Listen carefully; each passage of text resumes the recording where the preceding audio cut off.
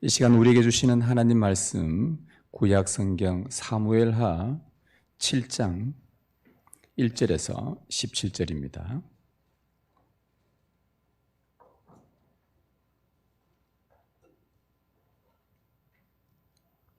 사무엘하 7장 1절에서 17절까지 우리 한 절씩 말씀 교독하고 마지막 절 같이 읽도록 하겠습니다. 여호와께서 주위의 모든 원수를 무찌르사 왕으로 궁에 평안히 살게 하신 때에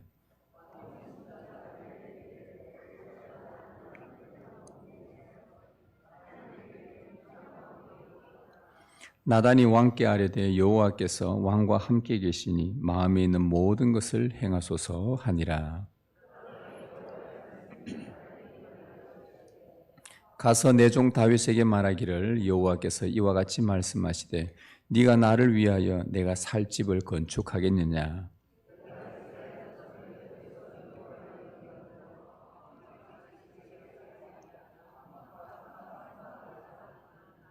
이스라엘 자손과 더불어 다니는 모든 곳에서 내가 내 백성 이스라엘을 먹이라 하고 명령한 이스라엘 어느 지파들 가운데 하나에게 내가 말하기를 너희가 어찌하여 나를 위하여 백향목집을 건축하지 아니하였느냐고 말하였느냐.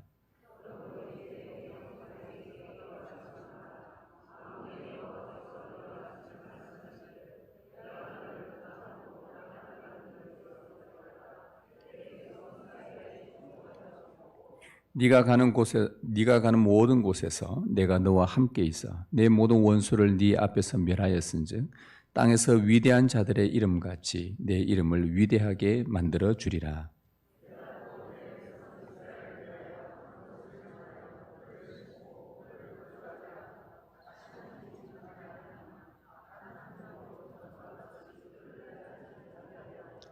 전에 내가 사사에게 명령하여 내 백성 이스라엘을 다스리던 때와 같지 아니하게 하고 너를 모든 원수에게서 벗어나 편히 쉬게 하리라. 여호와가 또 네게 이르노니 여호와가 너를 위하여 집을 짓고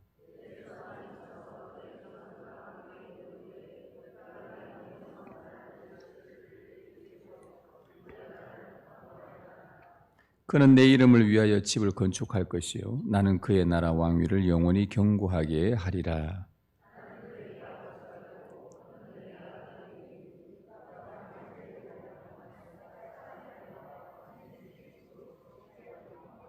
내가 네 앞에서 물러나게 한 사울에게서 내 은총을 빼앗은 것처럼 그에게서 빼앗지는 아니하리라.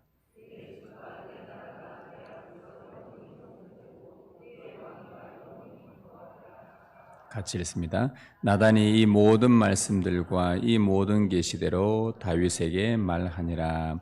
아멘. 주님 감사합니다. 오늘 주님께서 봉독하신 이 말씀으로 우리에게 말씀을 풀어주시기를 원합니다. 주 성령으로 충만하게 하여 주시고 말씀을 깨닫는 은혜를 더하여 주옵소서.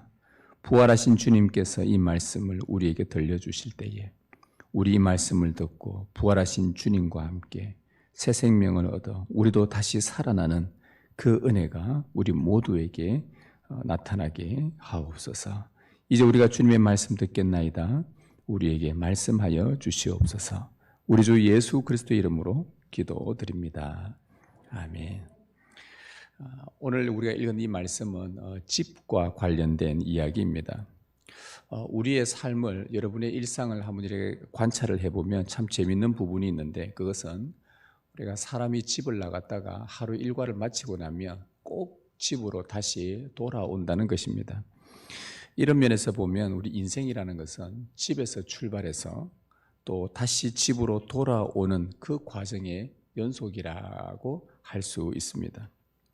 이 같은 맥락에서 이 성경 말씀도 집에 관한 이야기를 자주 합니다. 성도가 살다가 생을 다하면 하나님의 집, 곧 영원한 본향으로 돌아갑니다.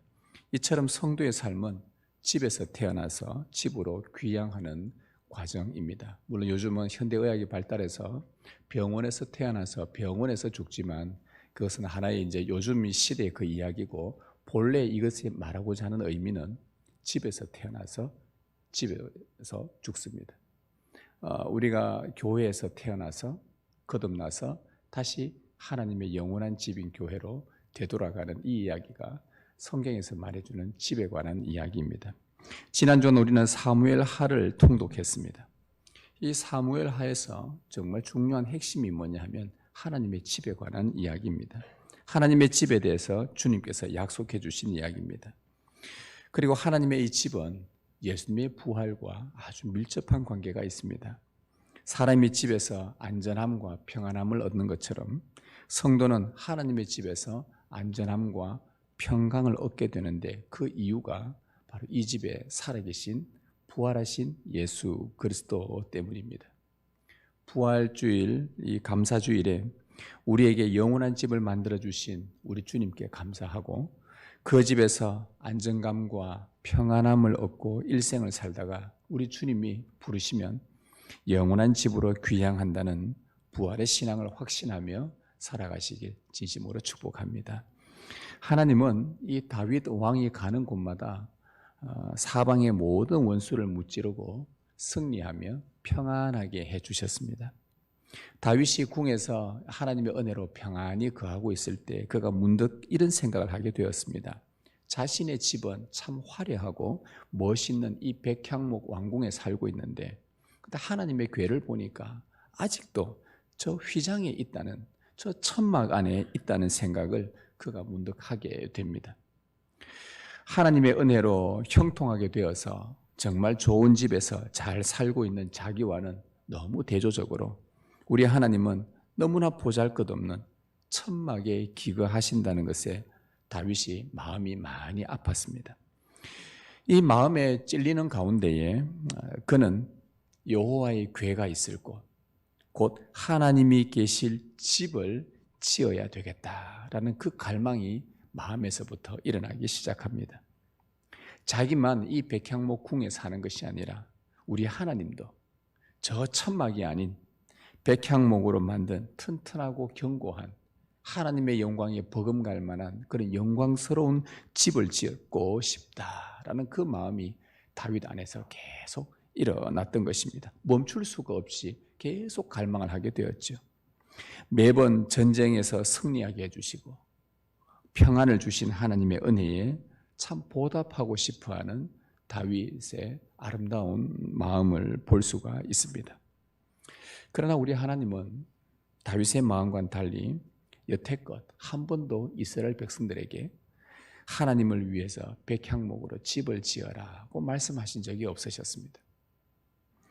오늘 말씀 6절 7절에 보면 내가 이스라엘 자손을 애굽에서 인도하여 내던 날부터 오늘까지 집에 살지 아니하고 장막과 성막 안에서 다녔나니 이스라엘 자손과 더불어 다니는 모든 곳에서 내가 내 백성 이스라엘을 먹이라고 명령한 이스라엘 어느 지파들 가운데 하나에게 내가 말하기를 너희가 어찌하여 나를 위하여 백향목 집을 건축하지 아니하였느냐고 말하였느냐.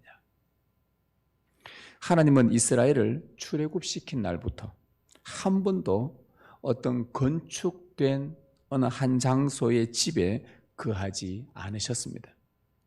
하나님을 위해 백향목 집을 지으라고 말씀하신 적이 없었습니다. 오히려 그분은 천막에 계셨어요. 그러면서 천막은 떠돌아다니는 성막이지 않습니까? 백성들이 이곳으로 가면 그곳에 따라다니고 백성들이 저곳으로 가면 또 저곳으로 따라다니고 동서남북 사방 어디로 가든지 자기 백성이 가는 곳에 항상 따라다니셨던 마치 떠돌이처럼 마치 나그네처럼 동해 번쩍 서해 번쩍 하시며 이스라엘 백성과 함께 다니셨다는 것을 주님은 강조를 하셨습니다. 하나님은 인간이 정해놓은 어느 한 장소에 건축한 어떤 집에 갇혀 사는 분이 아니십니다. 세상 대부분 종교는 신을 어떤 한 곳에다 모셔놓고 그 신이 있는 곳에 사람들이 방문하여 복을 빌고 소원을 빌게 하는 습관이 있습니다. 그러다 보니 자연스레 그 신을 모셔놓은 그 건물을, 그 장소를 신성시하게 되었습니다. 그 건물에 자기들이 믿는 신이 있다고 믿기 때문이죠. 세상의 많은 고등 종교들은 사람들이 모이는 도시에 건물을 지어 놓습니다. 오늘날의 절이든 교회든 이슬람이든 하여튼 이런 고등 종교라고 하는 그런 분류를 해놓은 그런 곳들은 대부분 사람들이 많이 모이는 도시에 건물을 지어놓고 사람들이 그곳에 와서 예배하게 합니다. 그러면 신도들은 자연스레 그 건물에 자기들이 섬기는 신이 있다고 믿게 되고, 그리고 그 건물을 때로는 너무나도 신성시하는 경우가 많습니다. 이곳은 우리의 신이 계시는 곳이다. 그래서 예전에 여러분 아시겠지만 옛날에는 이 강대상에 못 올라왔지요. 선택된 한두 분만 올라오게 하셨습니다. 이 강단에 있는 먼지는 어떤 먼지라고요? 거룩한 먼지였어요. 아무나 닦아내지 못하는 선택된 몇몇 분들, 임명된 사람이 올라와서 청소할 수 있는, 그 정도로 이 건물을 신성시하는 그런 경향이 있었습니다. 원시 부족들도 마찬가지입니다. 자기들의 마을 어느 한 곳에 신을 모신 산당을 지어놓고 거기서 주술 행위를 합니다. 자기들의 신이 그곳에 있다고 믿고 그 장소와 그 건물을 신성시한 것이죠. 이것은 예수님 시대도 마찬가지였습니다.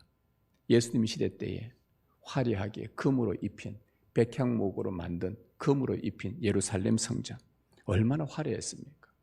그 가격이 얼마나 대단했습니까? 오늘날 같이 환산을 해도 아마 수백 수천억 될 겁니다. 그 어리어리한 그 예루살렘 성전이 대제사장들과 서기관들과 바리새인들과 그 종교 지도자들은 예루살렘 성전이 우상이 되었습니다. 신성시하게 된 것이죠. 그러나 이런 행위들은 타락한 인간의 우상 숭배의 한 형태입니다. 타 종교든 기독교든 원시 종교든 그 무엇이든 신을 어떤 한 장소에 한 건물에 가둬놓고 신이 이 건물에만 있다고 믿고 건물을 신성시하는 순간 그것은 우상 숭배가 되는 것입니다. 하나님은 이런 인간의 죄의 타락성을 다 아시고 이스라엘 백성에게 화려하고 멋있는 백향목집을 하나님을 위해 지으라고 말씀하지 않으셨던 것입니다. 오히려 백성들과 함께 떠돌아다녔습니다. 하나님은 인간이 만든 그런 유한한 장소에 갇혀서 그곳에 거하시는 분이 아닙니다. 하나님은 무한하십니다. 무소부재하십니다. 즉 안 계신 곳이 없으신 하나님이십니다. 시편 139편 7절 8절에 이런 말씀이 있어요. 내가 주의 영을 떠나 어디로 가며 주의 앞에서 어디로 피하리이까? 내가 하늘에 올라갈지라도 거기 계시며 서울에 내 자리를 펼지라도 거기 계시니이다. 하나님은 어디든지 계시기 때문에 인생이 어디로 도망간들 피할 수가 없다는 말입니다. 예레미야 23장 24절에 나 여호와가 말하노라 나는 천지에 충만하지 아니하냐. 하나님은 지구와 우주가 다 담아낼 수 없는 무한하시며 충만하신 분이십니다. 유한한 이 우주 만물이 어찌 무한한 하나님을 다 담아낼 수 있겠습니까? 어찌 컵 하나로 바닷물을 다 담아낼 수 있겠습니까? 그와 같습니다. 다윗이 하나님을 위해 근사한 백향목집을 짓는다 해도 하나님은 그곳에만 갇혀 계시지 않습니다. 이 다윗의 마음이 오직 하나님의 집을 짓겠다는 그 일념으로 끊임없이 불타오를 때에 그날 밤 하나님은 나단 선지자를 통해 다윗을 매우 놀라게 하는 말씀을 한 말씀 해주셨습니다. 하나님이 이렇게 말씀하시죠. 네가 나를 위해 집을 짓겠느냐? 아니다. 네가 나를 위해 집을 짓는 것이 아니라 내가 너를 위해 집을 지어주겠다. 다윗이 충격을 받았어요. 하나님을 위해서 그토록 집을 짓고 싶어서 마음이 간절했는데 그래서 선지자가 하나님 앞에 한번 아뢰 보십시오. 마음에 있는 거 다 한번 해보십시오. 그랬는데 하나님의 대답은 아니다. 네가 나를 위해 집 짓는 것이 아니라 내가 너를 위해서 집을 지어주겠다. 이뿐만 아닙니다. 12절에 보면 네 수완이 차서 네 조상들과 함께 누울 때에 내가 네 몸에서 날 씨를 네 뒤에 세워 그의 나라를 견고하게 하리라. 다윗이 나이가 더 늙어 죽더라도 하나님은 그의 몸에서 날 후손을 통해서 그 나라를 견고하게 하시겠다는 약속까지 하나 덧붙여 주십니다. 집을 지어주겠다. 그리고 그 집을 견고하게 하겠다. 이뿐만 아닙니다. 하나 더 추가합니다. 16절에 내 집과 네 나라가 내 앞에서 영원히 보존되고 네 왕위가 영원히 견고하리라. 영원이라는 단어 하나를 추가하셨습니다. 다윗의 집과 나라와 왕위가 하나님 앞에서 영원히 보존되고 영원히 견고하게 될 것이라는 약속이죠. 하나님을 위해서 집을 짓겠다고 작정했던 다윗에게 오히려 하나님은 다윗에게 세 가지 약속을 하셨습니다. 내가 네 집 지어줄게. 너의 몸에서 날 후손을 통해 네 나라 견고하게 해줄게. 그리고 그 너의 집은 영원히 내가 보존해줄게. 이 하나님이 세 가지 오히려 약속을 대주셨어요. 하나님의 약속에서 하나님이 세우시려는 이 다윗의 집, 여기에 우리는 주목을 해야 합니다. 우리가 하나님의 집을 지으려는 것에 주목하는 것이 아니라 하나님께서 우리를 위해 지어주시는 그 집에 우리는 주목을 해야 된다는 것입니다. 수백억, 수천억 들어가는 그 건물 짓는 거기에 우리가 집중하는 것이 아니라 하나님께서 수백억, 수천억보다 훨씬 더 비싼 가격으로 하나님 당신께서 지불하셔서 우리에게 지어주고 싶어 하시는 그 집에 우리가 집중을 해야 된다. 이 말씀입니다. 특히 다윗의 몸에서 날 씨를 통해서 영원한 집을 세우려는 하나님의 그 뜻을 우리는 깨달아야 합니다. 그러면 하나님께서 약속하신 다윗의 몸에서 날자, 그를 통해 집을 짓게 주시겠다 했는데 다윗의 몸에서 날짜가 누구를 가리킵니까? 솔로몬입니다. 열왕기상을 읽어보시면 하나님의 약속대로 다윗의 아들 솔로몬이 성전을 건축합니다. 14절 15절 한번 보십시오. 나는 그에게, 여기서 나는 하나님이고 하나님이 말씀하는 겁니다. 그에게, 즉 솔로몬에게 아버지가 되고 그는 내게 아들이 되리니 그가 만일 죄를 범하면 내가 사람의 매와 인생의 채찍으로 징계하려니와 내가 네 앞에서 물러나게 한 사울에게서 내 은총을 빼앗은 것처럼 그에게서 빼앗지는 아니하리라. 하나님은 솔로몬의 아버지가 되어주시겠다고 약속하셨습니다. 그리고 솔로몬이 왕으로서 죄를 범하고 혹 이 나라를 바르게 통치하지 못했을 때에 인생의 채찍으로 그를 징계하겠다고 말씀하셨습니다. 그러나 그에게 베푼 은총은 내가 절대 빼앗지 않을 것이다. 다시 말하면 혹 그가 범죄하는 일이 있다 하더라도 내가 은혜를 계속 베풀어서 다윗의 집과 그 나라와 왕위를 영원히 견고하게 하시겠다는 말씀입니다. 아니나 다를까 염려했던 일이 발생했지요. 솔로몬은 통치 만렵에 말로 다할 수 없는 큰 죄악에 빠집니다. 엄청난 죄를 범하게 됩니다. 하나님의 약속대로 인생의 채찍으로 여러 번 징계를 합니다. 그 후로 솔로몬 이후로 나라가 분열이 됩니다. 이 문제로 나라가 분열되고 그 북쪽 이스라엘과 남쪽 유다 왕국은 계속해서 그 왕들의 범죄로 말미암아 다윗의 왕조는 결국 바벨론에 멸망되는 비참한 마지막을 맞이하게 되었습니다. 여러분, 다윗의 집과 그 나라와 왕위가 하나님 앞에서 영원히 보존되고 견고하게 할 것이라는 그 하나님의 약속은 물거품이 되고 말았습니다. 여러분, 하나님께서 친히 입으로 하신 약속인데 어찌 하나님의 약속이 한낱 인간의 죄로 인해 이렇게 무참히 짓밟혀 사라질 수 있는 것일까요? 하나님이 입으로 내뱉은 약속인데 인간의 죄로 인해 이 약속이 무마될 수 있는 것입니까? 영원히 보존하고 견고하게 하겠다는 하나님의 약속은 도대체 어떻게 된 것입니까? 그러나 우리 하나님은 솔로몬이 그렇게 범죄하고 그 이후의 왕들을 통해 소망이 없는 멸망까지 가더라도 다윗과 약속하셨던 또 다른 하나의 언약을 잊지 않고 계셨습니다. 내가 그에게서 내 은총을 빼앗지는 아니하리라. 내 은총을 빼앗지는 아니하리라. 비록 다윗 왕조가 후손들에 의해 추하게 무너졌지만 우리 하나님은 그들에게서 은총을 거두지 않으셨습니다. 영원히 보존하고 견고하게 하시겠다는 당신의 약속을 인간들의 죄에 의해 무너뜨리지 아니하시고 끝까지 은혜 베풀어 당신의 약속을 이어가셨던 것입니다.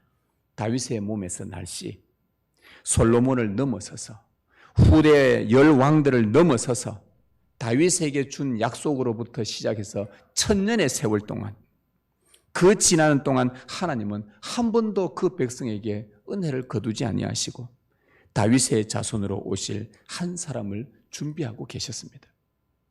하나님은 유다의 멸망 직전에, 유다 나라가 이제 소망 없이 멸망할 그때에 다윗의 자손을 통해 무너진 나라를 내가 다시 일으키겠다고, 멸망해 가는 그 나라 가운데 내가 그 나라를 다시 일으키겠다고 그분은 당신의 약속을 확고히 하셨습니다. 바로 그 내용이 예레미야에게 약속을 해주셨습니다. 같이 한번 읽어보겠습니다. 여호와의 말씀이니라. 내가 다윗에게서 한 공의로운 가지가 나게 하리니 그가 이 땅의 정의와 공의를 실행할 것이라. 그날에 유다가 구원을 받겠고 예루살렘이 안전히 살 것이며 이스라엘 집의 왕위에 앉을 사람이 다윗에게 영원히 끊어지지 아니할 것이라. 멸망해가는 유다 백성들을 향해서 예레미야 선지자에게 하나님은 소망을 주셨습니다. 내가 이 백성에게서 은혜를 빼앗지 않을 것이다. 이 땅의 정의와 공의를 실행하시고 구원과 안전을 주실 영원한 왕, 다윗의 왕위에 앉기 위해 오실 그분은 바로 우리가 그토록 기다리던 메시아 예수 그리스도이십니다. 오늘 13절에 보면 그는 내 이름을 위하여 집을 건축할 것이요 나는 그의 나라 왕위를 영원히 견고하게 하리라. 솔로몬은 금이 가고 부서지고 무너지고 유한한 그런 집을 건축했지만 우리 예수님은 여호와의 이름을 위하여 영원히 무너지지 않는 그 집을 건축할 것입니다. 예수님이 세우실 그 영원한 집은 짓고 몇 년이 지나면 수리하고 부서지고 무너지는 그런 눈에 보이는 건물이 아닙니다. 요한복음 2장에 예수님이 하나님께서 지어주신 예수님을 위해서 우리를 위해 지어준 그 집이 소개를 하고 있습니다. 같이 한번 읽겠습니다. 예수께서 대답하여 이르시되 너희가 이 성전을 헐라 내가 사흘 동안에 일으키리라. 그러나 예수는 성전된 자기 육체를 가리켜 말씀하신 것이라. 죽은 자 가운데서 살아나신 후에야 제자들이 이 말씀하신 것을 기억하고 성경과 예수께서 하신 말씀을 믿었더라. 예수님은 눈에 보이는 성전은 하나님의 집이 아니라고 하시며 헐어버리라고 하셨습니다. 헐어버리라. 하나님의 집이 아니다 이것은. 너희들이 다 신성시 만들어 놓고 그곳에서 우상 숭배하는 그곳은 더 이상 하나님의 집이 아니다. 다 허물라고 하셨고 대신에 십자가에 죽으시고 사흘 만에 다시 사신 자신의 육체, 죽었다가 살아나신 자기의 몸, 부활의 몸이 하나님을 위한 영원한 집이라고 그분은 말씀하신 것입니다. 죄의 권세를 깨뜨리고 사망을 이기신 예수 그리스도, 성경의 약속대로 사흘 만에 죽은 자 가운데서 다시 사신 예수 그리스도, 하나님은 1000년 전에 다윗에게 주셨던 그 약속을 지키시기 위해서, 당신의 영원한 집을 짓기 위해서 예수 그리스도를 죽은 자 가운데서 다시 살리셨던 것입니다. 부활하신 예수님은 이제 쇠하지도 망하지도 사라지지도 않는 영원한 하나님의 집입니다. 지금도 그분은 살아 계십니다. 그 예수님의 죽으심과 그 부활이 여러분의 죄를 위해 죽으셨고 여러분의 새 생명을 위해서 다시 살아났다는 것을 여러분은 진실로 고백하며 믿으십니까? 그렇다면 부활의 주님과 영원히 연합되었다는 것을 믿음으로 확신하시길 바랍니다. 베드로전서 2장 4절 5절 말합니다. 같이 읽습니다. 산돌이신 예수께 나아가 너희도 산돌같이 신령한 집으로 세워지고, 산돌, 살아있는 돌, 살아있는 집, 살아계신 예수님과 연합되어 그 안에서 살아가는 모든 성도들은 주님처럼 주님과 함께 신령한 집으로 같이 세워져 가는 것입니다. 모퉁이 돌이신 예수 그리스도, 성령 안에서 하나님이 거하실 처소가 되기 위해 모퉁이 돌이신 예수 그리스도께 여러분들이 구원 얻어 붙어서 그리스도 예수 안에서 함께 하나님이 거하실 영원한 집으로 지어져 가는 것입니다. 따라서 하나님의 택함을 받고 부활의 주님과 연합된 성도들의 모임인 이 교회가 바로 하나님의 영원한 집입니다. 솔로몬이 지은 예루살렘의 성전, 예루살렘 성전 그 가격이 얼마나 되겠습니까? 엄청난 비용이 들이겠죠. 여러분이 돈을 다 끌어모아도 아마 예루살렘 성전 짓지 못할 것입니다. 어마어마한 돈이 듭니다. 그러나 하나님께서 여러분을 위해 지어주신 부활하신 예수님의 몸의 가격과 과연 그것이 비교될 수 있겠습니까? 수백억, 수천억을 들여 교회 건물 짓는데 정신 팔려 있을 때 하나님은 그곳에 계시지 않고 부활하신 주님과 연합되어 살아계신 주님을 예배하는 일, 그 모퉁이 돌이신 살아계신 예수 그리스도를 머리로 삼고 그곳에 함께 연합되어 붙어있는 성도들의 모임, 성도들의 교제, 성도들의 사랑, 하나님은 바로 그곳에 마음을 두고 계십니다. 부활의 주님을 머리로 삼고 함께 신령한 집으로 지어져 가는 우리는 때로는 죄도 범하고 실수도 하고 잘못도 하고 허물도 많겠지만 그러나 우리에게 베푸신 그 은총은 빼앗지 않으십니다. 이 큰 은총을 받은 우리는 이제 다윗처럼 기도해야 할 것입니다. 이 큰 은혜를 받은 하나님께서 너를 위해 집을 지어주겠다는 영원한 집을 지어주겠다는 이 답을 듣고 다윗이 하나님 앞에 기도를 올려드립니다. 그 기도 내용이 오늘 본문의 7장 27절에서 29절에 나옵니다. 다윗의 기도를 우리 같이 한번 읽어보십시다. 27절에서 29절 같이 읽습니다. 만군의 여호와 이스라엘의 하나님이여 주의 종의 귀를 여시고 이르시기를 내가 너를 위하여 집을 세우리라 하셨으므로 주의 종이 이 기도로 주께 간구할 마음이 생겼나이다. 주 여호와여 오직 주는 하나님이시며 주의 말씀들이 참되시나이다. 주께서 이 좋은 것을 주의 종에게 말씀하셨사오니 이제 청하건대 종의 집에 복을 주사 주 앞에 영원히 있게 하옵소서. 주 여호와께서 말씀하셨사오니 주의 종의 집이 영원히 복을 받게 하옵소서 하니라. 이게 다윗의 기도였습니다. 하나님께서 그렇게 해주시겠다는 약속을 믿고 주의 종의 집이 영원히 복을 받게 하옵소서.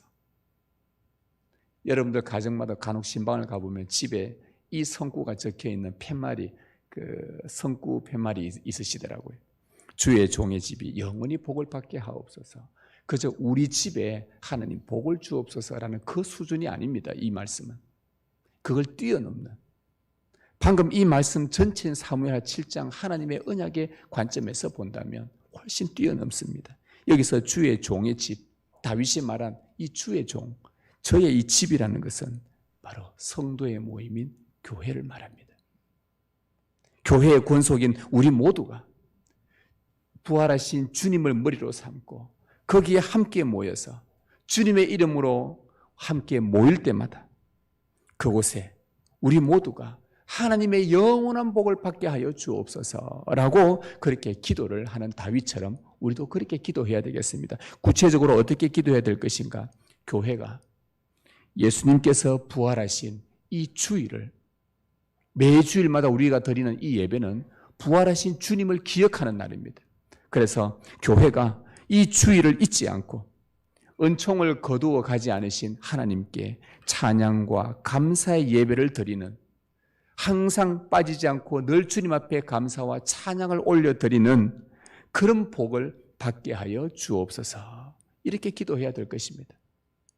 그리고 교회가 지난날에 예수님을 알기 전에 죽음과 같았던 우리 지난날의 어둠과 좌절과 절망적인 삶들을 이제 다 청산하고 사망을 이기신 주님과 함께 다시 살아나는, 다시 새 생명을 얻는 그러한 우리의 삶이 될 수 있도록 그런 복을 받게 하여 주옵소서. 우리 이렇게 기도해야 될 것입니다.